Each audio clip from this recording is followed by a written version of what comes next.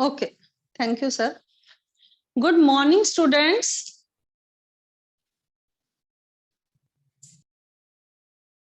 Again, continuing with the same chapter, arithmetic progression. Arithmetic progression, I am continuing with the same chapter, arithmetic progression. And 5.2 exercise is going on. Exercise 5.2. Third question is over. हमारा third question over हो गया था and today I am starting from the fourth question from fourth onward I am starting your fourth question is which term of the AP 3, 8 ये आपको sequence progression दे रखा है AP progression arithmetic progression 3, 8, 13, 18 is 78 and you have to find in this question which term of the AP. Which term of the AP means you have to find how many terms are there. Number of terms you have to find in this question. A is the first term is given in this question 3 and common difference A2 minus A1 8 minus 3 that is equal to 5. और arithmetic progression it is forming an AP तो आप हर बार check नहीं करेंगे कि common difference same है या नहीं वो सेम ही होगा 13 में से 8 सब्ट्रैक्ट करेंगे दैट इज आल्सो 5 18 में से 13 सब्ट्रैक्ट करेंगे that is also 5 so common difference is same and you have to find in this question number of terms and the last term in this question is given 78 students in this question we will yes sir yes students आज हम fourth we will continue our 5.2 exercise question number 4 I am starting now. Your question is which term of an AP? Your AP is given 3, 8, 13 and 18 is 78. Your last term in this question is given 78 and first term is 3 and the common difference is when you subtract A2 minus A1 your common difference is 5.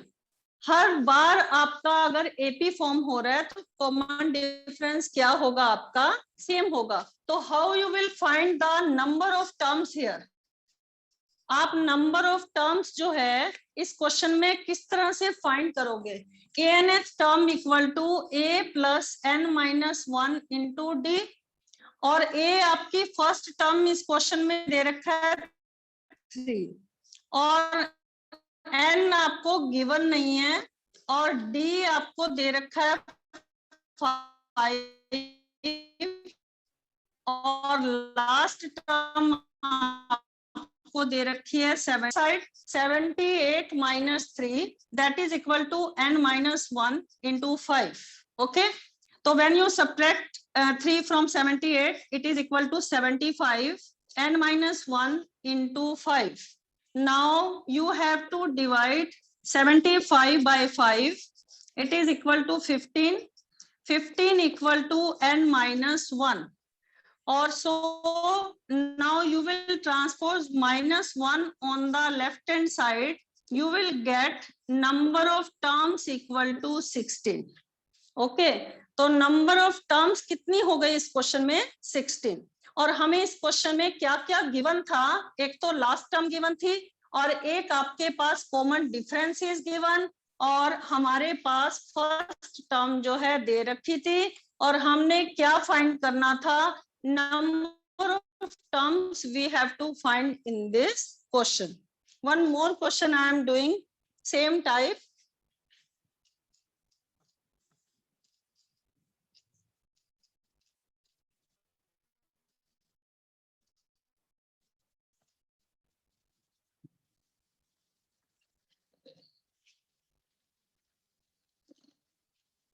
Your next question, fifth and the first part is given.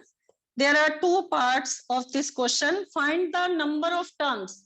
In this question, you have to find the same and you have to find here number of terms you have to find and find the number of terms, and AP is given 7, 13, 19 and dash dash dash, or last term is given in this question 205.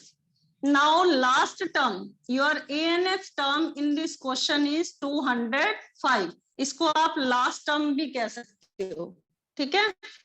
और A is given 7 here, और common difference जो है A2 में से A1 subtract करेंगे, that is 13 minus 7, that is equal to 6.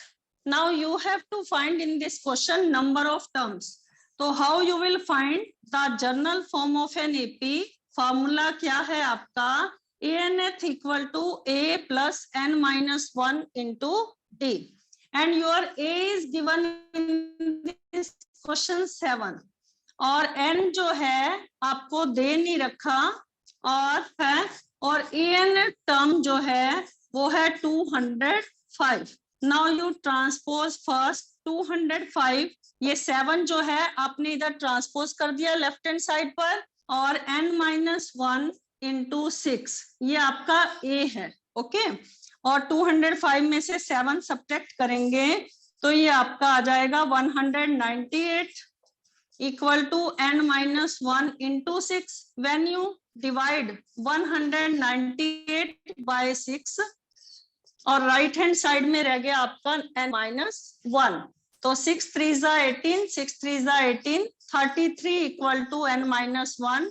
Now you transpose -1 on the left hand side again. So 34th term जो है वो आपकी क्या है? 34th term जो है वो क्या है आपकी? 205. Okay. Second part you will do it yourself, and the 6th question now we will do. When you have to check in this question, the question is given, check whether -150 is the term of an AP. क्या -150 जो है वो AP की term है? ये आपको find करना है इस क्वेश्चन में. In this question you have to check whether, ये क्वेश्चन ध्यान से देखो, check whether -150 is a term of an AP, is a term of an AP. और आपको AP की फॉर्म क्या दे रखी है इस क्वेश्चन में? 11, 8, 5 and 2 ये आपको दे रखा है.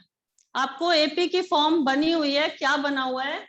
11, 8, 5 and 2. और आपके पास ये लास्ट टर्म भी दे रखी है -150. क्या -150 इस AP की फॉर्म हो सकती है? Which term? कौन सी टर्म की -50 जो है वो इसका AP की फॉर्म हो सकती है? तो ये फाइंड करने के लिए पहले तो मैंने क्या लिख दिया है? जो आपका AP बना हुआ है वो लिख दिया. और लास्ट टर्म जो है ये आपको चेक करना है कि check whether -150 is the term of an AP. तो आप कैसे चेक करेंगे? A कितना दे रखा है इस क्वेश्चन में? 11 इज गिवन. और D कितना दे रखा है आपको? 8 - 11, that is equal to -3. Now you have to check -150. तो -150 जो है वो आपकी क्या है? ANF टर्म है. ओके. तो आप जनरल फॉर्म पहले लिखेंगे, ANF term equal to A plus n-1 into D. हमारी लास्ट टर्म जो है ये आपको चेक करनी है कि क्या ये इस टर्म में, मतलब कि ये इस टर्म में आता है, इस AP में आता है. 11, 8, 5 और 2 जो AP फॉर्म हो रहा है, क्या ये उस फॉर्म में आता है? तो हमारे पास फर्स्ट टर्म दे रखी है 11. मैंने पहले सब चीजें पुट कर दी और D की जगह मैंने सब्स्टिट्यूट कर दिया -3. So first I will transpose 11 on the left hand side, then I will check. So it become now -161 into -3. So -161 और -3 इधर आएगा तो ये डिवीजन में आ जाएगा, माइनस से माइनस आपका कैंसल हो गया और ये आपका क्या आ जाएगा, ये -1 इधर ट्रांसपोज कर दो तो ये आपका आ गया +1। 161 + 3 164 अपॉन में 3। तो ये आपका किस में आ रहा है, ये आपका कैंसल नहीं हो रहा ना, 3 5 जा 15, 1 4 3 4 जा 12 और 2 बच गया, तो ये आपका होल नंबर में नहीं आ रहा है ना, तो ये आपका कंप्लीट नंबर नहीं आ रहा। n should be the positive integer. एक तो आपका n जो है ये पॉजिटिव इंटीजर होना चाहिए था, ये नेगेटिव दे रखा है यहाँ पर, और दूसरा जो है ये आपका ये फ्रैक्शनल में इसमें आ रहा है, मिक्स्ड फॉर्म में, होल नंबर नहीं आ रहा। So it is not the term, -150 is not the term of an AP। तो आप आंसर क्या लिखेंगे, -150 is not the term of an AP। Okay, तो ये आपका आंसर आ गया इस क्वेश्चन का, यू विल चेक।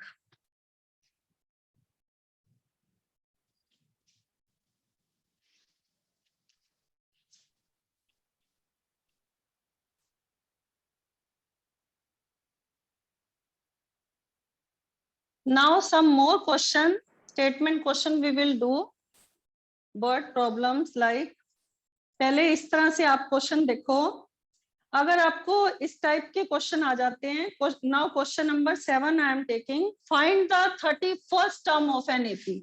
अगर आपको 31st term of an AP जो है फाइंड करनी है, आपको 31st टर्म फाइंड करनी है, और what you have given in the question, whose 11th term is 38, आपको 11th टर्म जो है वो 38 इज गिवन, और 16th टर्म जो है वो आपको दे रखा है क्वेश्चन में 73 इज गिवन। तो how you will find the 31st term in this question. तो आपके पास 11th टर्म, इसका मतलब n जो है वो क्या है, 11 है, तो a + n - 1 × d, a + n अगर 11 है, 11 - 1 × d, इसका मतलब आप इसको जर्नल फॉर्म में a + 10d लिख सकते हो। तो यहाँ पर a 11th टर्म का मतलब a + 10d = आपका कितना आ गया, 38। ऐसे 16th टर्म, 16 टर्म को आप 16 - 1 × d जर्नल फॉर्म में कैसे लिखोगे, a + 15d लिखोगे। तो इसको भी मैंने कैसे लिख दिया, a + 15d = 73। Now you have 2 equation, ठीक है, आपके पास 2 इक्वेशन है, you will find the value of a and b, any method you will use here. मैंने आपको लीनियर इक्वेशन इन 2 वेरिएबल में आपको इक्वेशन सॉल्व करनी बताई थी कि कोई भी, चाहे एलिमिनेशन मेथड लगाओ, चाहे सब्स्टिट्यूशन लगाओ, चाहे cross, you will find the value of 2 variables. तो कैसे वैल्यू फाइंड करोगे, मैंने सब्ट्रैक्ट कर दिया, यहाँ a से a आपका कैंसल हो गया, and -15d + 10d it is equal to -5d, and this is -73 + 38, ये आपका आ गया -35, माइनस से माइनस कैंसल हो गया, you will find the value of d, that is equal to 7। आपकी d की वैल्यू कितनी आ गई है, 7 आ गई। Now you will put this value of d in any equation, equation number 1 और 2, किसी भी इक्वेशन में आप सब्स्टिट्यूट कर दो। तो आपकी फर्स्ट इक्वेशन है a + 10d = 38, and the value of a is not given, the value of d you have find now 7, so a + 70 = 38, so the value of a is 38 - 70, आप माइनस कर दो इसमें से, तो आपकी ये वैल्यू आ जाएगी 30 - 32। ओके, तो अब आपको a की वैल्यू भी मिल गई है और किसकी वैल्यू मिल गई है, d की वैल्यू भी मिल गई है। Now you will find the value of a 31st term. How you will find the value of 31st term, किस तरह से आप फाइंड करोगे 31st टर्म की value? Now the 31st term of an AP is A plus 30D.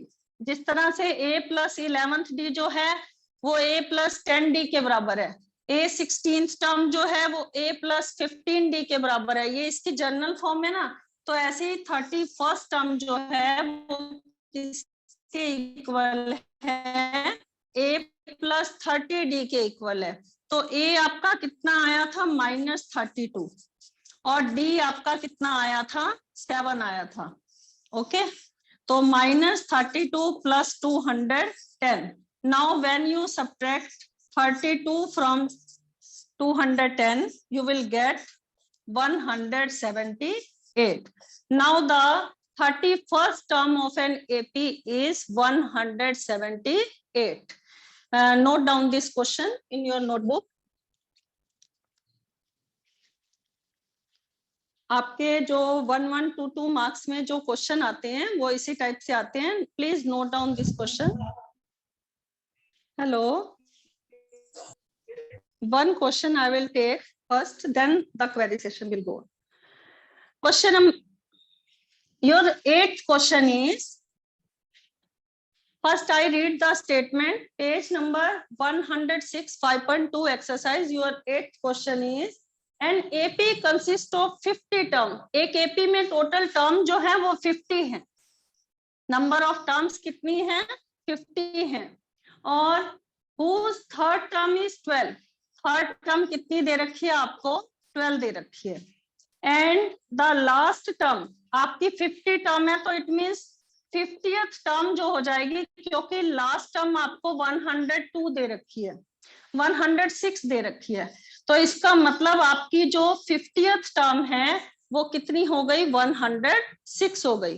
कुछ बच्चों को इसमें कंफ्यूजन रहती है कि यहाँ पर ये डिफरेंट दे रखा है और ये different. No, it is not different. Number of total terms are 50 in this question and the last term is given in this question 106.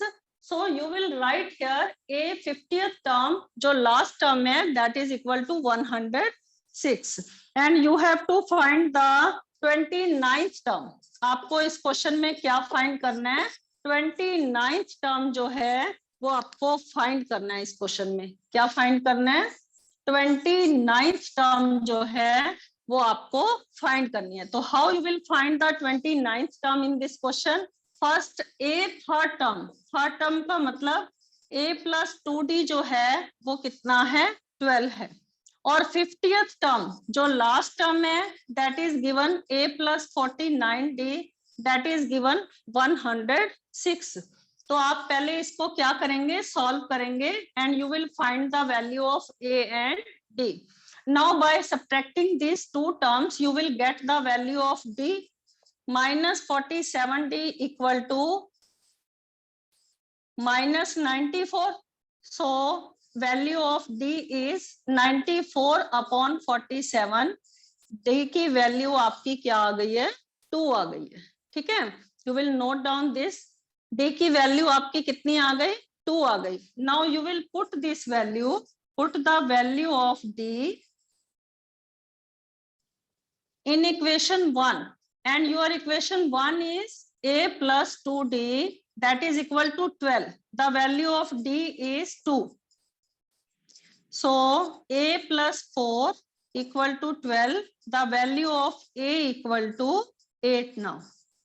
अब आपके पास a की वैल्यू भी आ गई है और d की वैल्यू भी आ गई है, दोनों वैल्यू आपकी आ गई है। Now you will find the 29th value. तो a प्लस 28d, तो a की वैल्यू कितनी है? 8 और d की वैल्यू कितनी है? 2। तो 8 प्लस, तो आपकी 29th टर्म जो है वो आंसर कितना आ जाएगा? 64। You will please note down this question in your notebook.